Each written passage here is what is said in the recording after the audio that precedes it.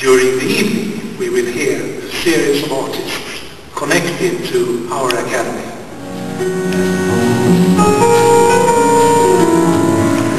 She's a woman who understands. She's a woman who loves a man. My love, don't give me pressure.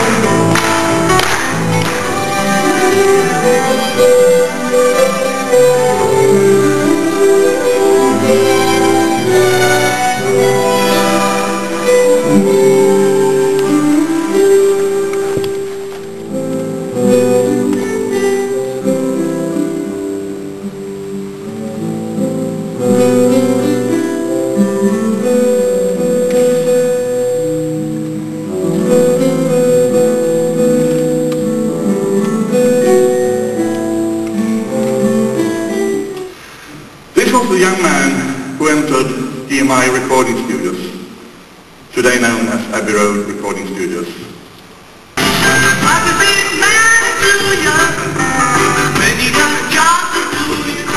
Was part of the Bond chapter. There was action, there was Kenny Rogers, and all these other artists, and a lot more. So George will always be known as the Beatles producer.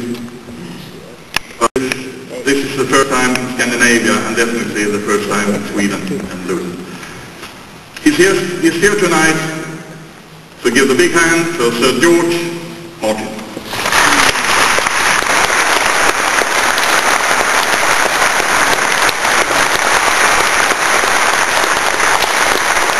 The reason I'm here tonight, basically, is because I was invited to become an honorary doctorate at Lund University, which is a great honor and something I appreciate very much because Lund is a particularly special place. But more than that, I'm honored by tonight because I've been hearing these people performing music that I've been associated with or stuff that I've written, and it's been enthralling. And my dear friend Johan Sorsa, I haven't heard him play that for a long, long time. It gave me a great thrill, really did. Wonderful evening, and I can't thank you all enough. I feel somewhat humbled by all this, because, you know, when you watch your life going past your eyes, as we have done tonight, it's a bit unnerving. I was saying to myself, how quickly it's gone. It really is amazing. Because, you know, my career actually started around about 1902, I think it was. Actually, I'm not that old, but I mentioned that because that's the date, or round about that time, that Emil Berliner decided to make flat discs for recording rather than the cylinders that Edison had made. And very clever chap, because you couldn't reproduce cylinders very quickly, and they were very fragile. So this fellow Berliner had the idea of squashing them into biscuits and cutting the grooves in them that way.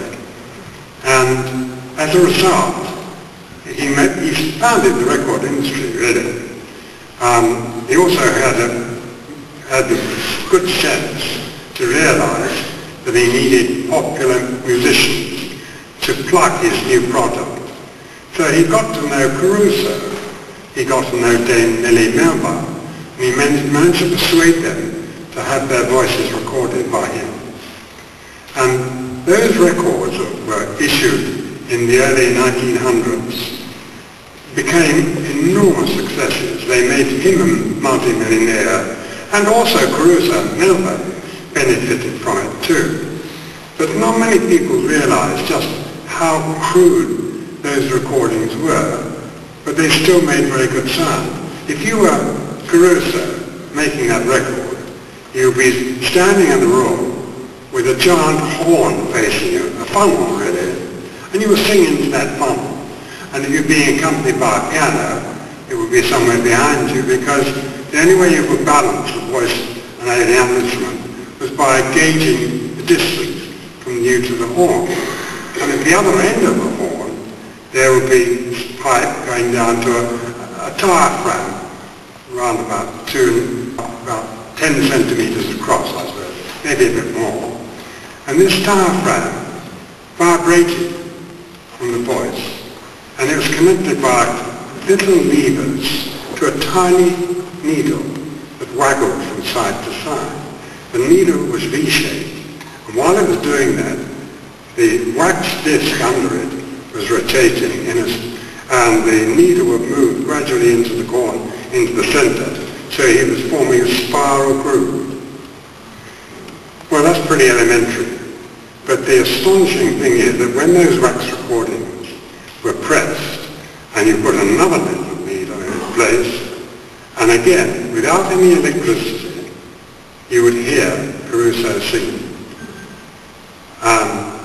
It remained like that for many years of Sgt. Pepper. I'm not going to dwell on Sgt. Pepper, although it was a great recording, but it was very significant in that it changed our style of working. And in fact, it changed the style of working for everybody else too, because it literally made Abbey Road into a musical workshop. And they would come in quite often unprepared, and they would start doodling and start creating, and I would be helping them in this process.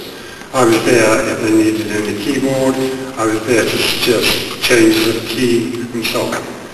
And that system of working, where you would lay down a track and overt up another one, and another one, I called it the layer cake principle.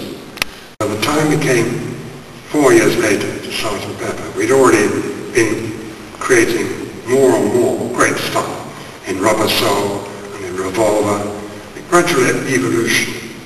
By that time, by the time of Pepper, they'd reached a height which I'd never seen before in any group of young musicians. They were simply super. They were just super. And all I had to do was try and keep them on the road.